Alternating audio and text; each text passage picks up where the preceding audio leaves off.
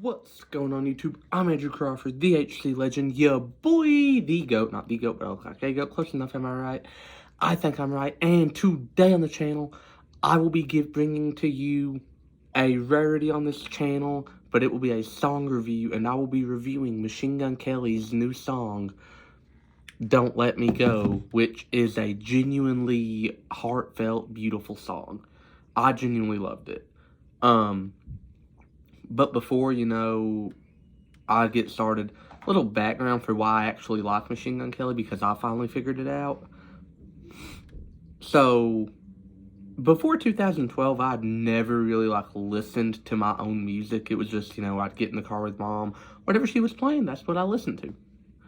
Then WrestleMania 28 rolls around, and MGK comes out, and he performs Invincible before John Cena came out to face The Rock at WrestleMania 28. And then the next year, All We Have, which is a duet he has also off his debut album, Lace Up, was the theme song specifically for Rock and Cena, too. So, I just kind of relate it back to watching pro wrestling, and, that's why I like MGK, because the first time I saw him, I was watching something I loved, so that love is kind of transitioned, if you will.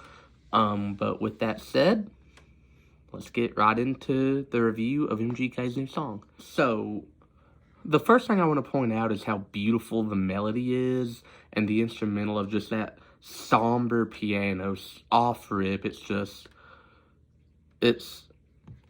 Hold on.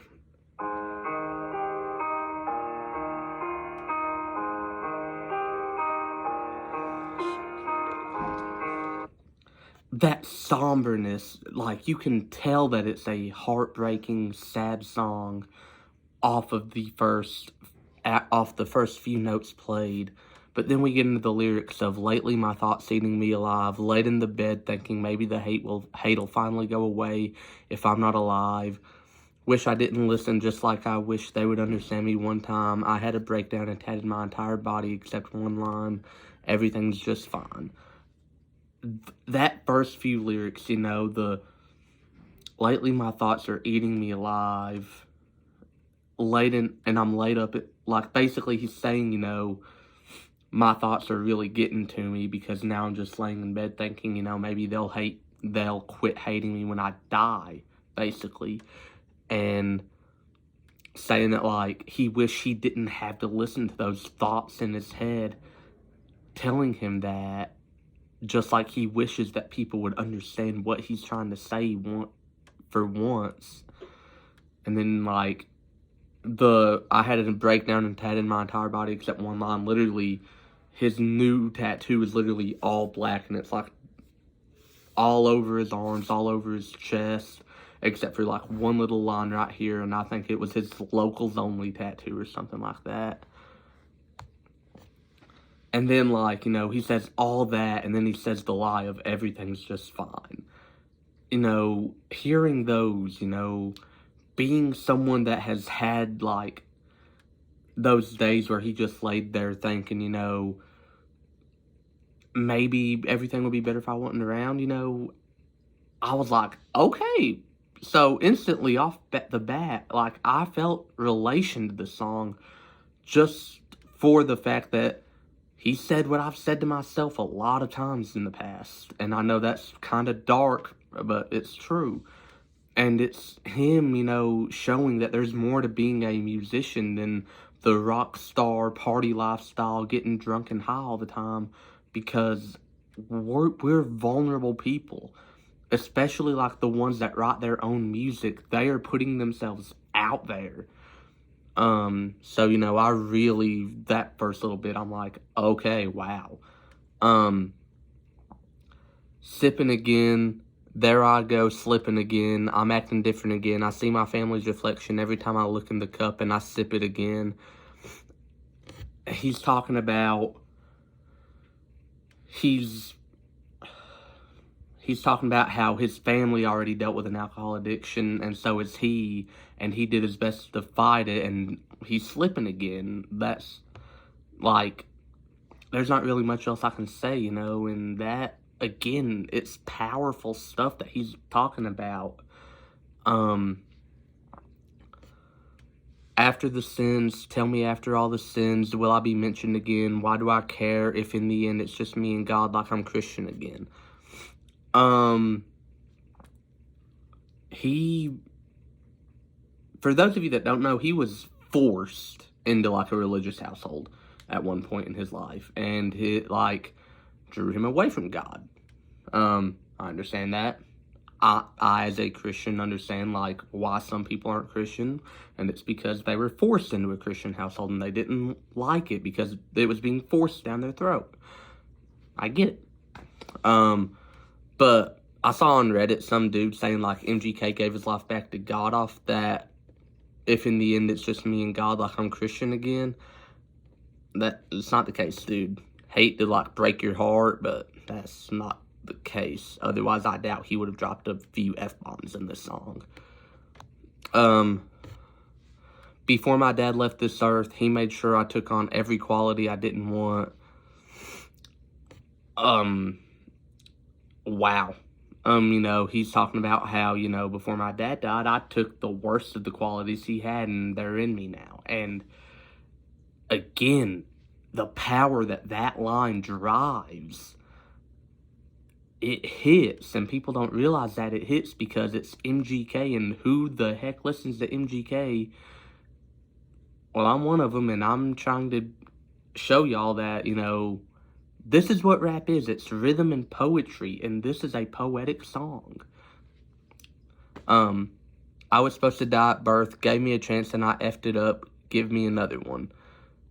I've been running from secrets I hid as a kid, and I never confronted them.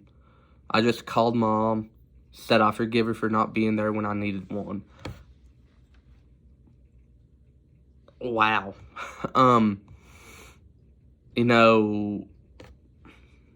That, I think that kind of speaks for itself, He was supposed to die at birth, but, some higher power out there that he believes in, or, gave him another chance, and he messed it up, and he's asking for another one. And that he's been, running from secrets that he hid during his childhood, and he still never confronted them. And I really want to hone in on this line. I just called Mom, said I forgive her for not being there when I needed one. That is a line of pure, it's truth from MGK, because his mom, I think, ditched him at a younger age. And, he said he forgived her for not being there when he actually needed someone raising him. And again, it's just, all these lines are so powerful, and people, again, will not refuse it, will not realize it because it's Machine Gun Kelly. And then it goes into the chorus of, I'm coming back, just let me go. I'm coming back, just let me go. I'm coming back, just let me go. I'm coming back, don't let me go. He's saying, I'll be back. You can let me go. And I'll be back. Like he keeps saying, I'll be back. You can let me go. And then the last line of the chorus is, if I go, I'm not coming back. I need you to not let go. And again, it is, I actually feel it's weird because, normally MGK's more vulnerable songs, he's talking about, he's still got like a really upbeat melody behind it, and you can still kind of play it in the gym and you won't listen to what's going on. And then you listen to this and it's just this methodical piano with the lyrics, and you're like, oh man. Who am I when the music stops? And the character that I've been playing is really just broken and effing lost. He's talking about, who you see on stage, that's not who I am in real life. And, but we do share we do have the similarity of the character that I'm playing is just broken and lost. And, like, a lot of what he's saying is so self-explanatory, but people are still overlooking it.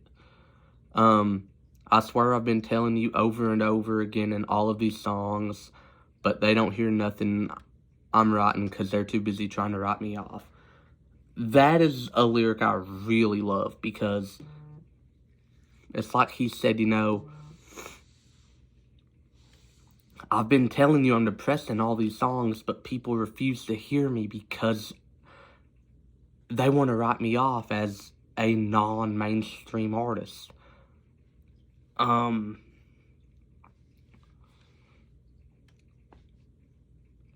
That's so self-explanatory, and it hits so different, and people don't realize how powerful these lyrics are, because again, it's MGK. Who's gonna listen to MGK? And they go on and on and on. It's funny because if we just sat and talked, you'd see that it's just hard for me to be vulnerable because I blocked it off. He's talking here, he's saying, you know, you sit down with me, let's talk, and you'd see that I can't be vulnerable because I've turned it all off so I can ignore what all the haters say it feels like. That's what I get from that lyric. I don't know if it is or not, but still, I got trust issues. Growing up, no one was there to hear what I thought. My heart was broken like my ribs as a kid when me and my father thought. Again, it's going back to his childhood because, you know, growing up, no one wanted to hear what he had to say. And, you know, it broke his heart like his dad broke his ribs when they fought. You know, it's... everything MGK's saying is so powerful and so beautiful and so dark. And he's, again, opening himself up to his fans. And then you have the, yeah, I'm medicating with something that I cannot pronounce, but it's what the doctor gave me. Rehab patient with a pen and some paper. The psychiatrist keeps evaluating. How can I live with the fact that my hand wasn't on her stomach when we lost the baby? I don't got no one to turn to because everyone's dead that was dead in my life that was trying to raise me. It's, again, you know, he's going back in time, but he's talking about what's going on, like he's medicating with, like, a medicine that he don't know what it is, but it's what the doctor gave him, so he's taking it.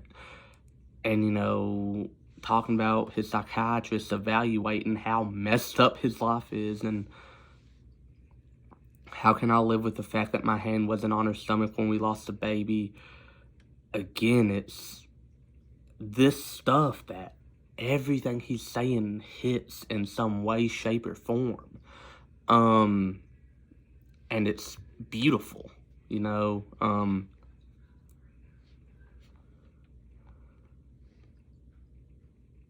Then we go to the next line.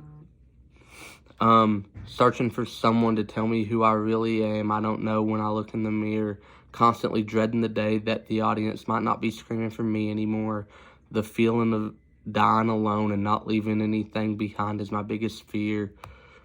Kiss the person that I love as if I'm never coming back after I leave out the door.